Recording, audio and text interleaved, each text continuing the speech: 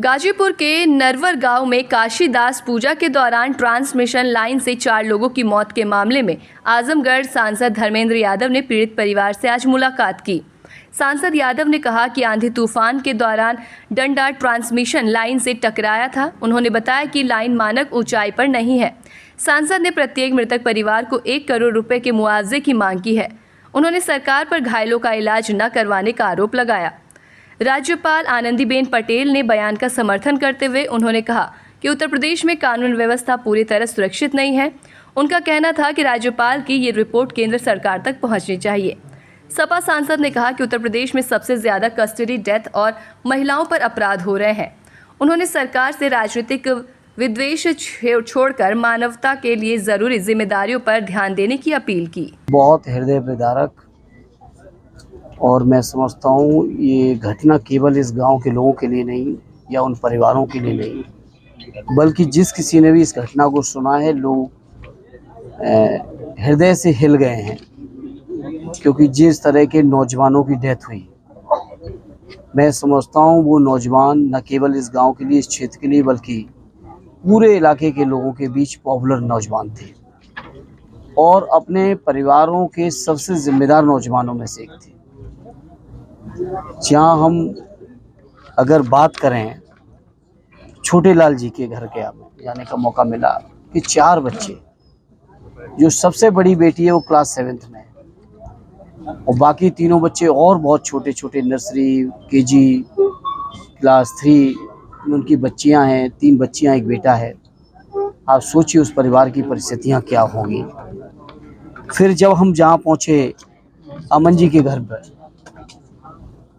अपने परिवार के, अपनी पीढ़ी का एकमात्र चिराग, जो 2 भाइयों के बीच में, पिता और चाचा के बीच में अकेला नौजवान, पूरे परिवार की उम्मीद और आशा जिस नौजवान पे टिकी हो, आज वो हमारे आपके बीच में नहीं है। आप सोचिए उस परिवार की पोजीशन क्या होगी।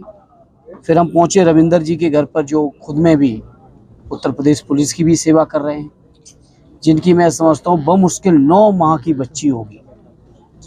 आप सोचिए उस परिवार पे क्या बीतेगी। और अकेले रविंदर ही नहीं, उनके दूसरे भाई अजय, वो भी इस दुर्घटना के शिकार हुए। तो मैं समझता हूँ ये प्रकृति का प्रकोप ही था इस गांव के ऊपर, इन परिवारों के ऊपर, इस क्षेत्र के ऊपर, कि एक साथ गांव के 4 नौजवान जो न केवल होनहार थे, बल्कि अपने गांव, अपने घर, अपने परिवार की उम्मीद का जो केंद्र थे, जिनके ऊपर जिम्मेदारी थी छोटे छोटे बच्चों को लालन पालन की, परिवार को आगे बढ़ाने की, चलाने की, आज वो हमारे आपके बीच में नहीं है। मैं समझता हूँ बहुत दुर्भाग्यपूर्ण घटना है। जितना उसके बारे में कहा जाए उतना कम होगा।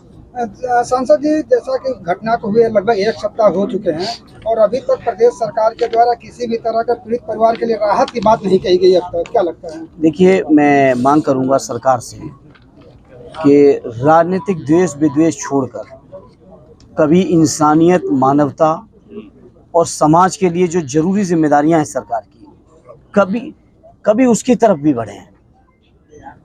कोई मामूली बात नहीं है। पूरे परिवार उजड़ गए, लोगों की उम्मीदों के केंद्र थे वो चले गए और परिवार, मुझे लगता है इसमें भी सौतेला व्यवहार कर रही है। जिस तरीके की अभी हम और आप जहाँ बैठे हैं, बगल की घटना है, जो नॉर्म होने चाहिए हाई टेंशन लाइन के, सड़क से जितनी ऊंचाई पर होनी चाहिए, क्या वो है? आप सब देख रहे हैं, जान रहे हैं। और फिर जिस तरीके का उस दिन तूफान आया, आंधी आई और झंडा जाके हाई टेंशन लाइन में लड़ा जाके, जो नौजवान झंडा गाड़ने चाह रहे थे, उन नौजवानों की आज हमारे आपके बीच नहीं है। तो कम से कम सरकार को इन परिवारों को जिम्मेदारी उठानी चाहिए और प्रत्येक मृतक परिवार को कम से कम 1 करोड़ रुपए का सहयोग देना चाहिए, जिससे कम से कम उनके बच्चे, उनके परिवार के जो बाकी लोग हैं, जो इनकी जिम्मेदारी उनके ऊपर थी, कम से कम वो लोग जीवन बेहतर जी सकें।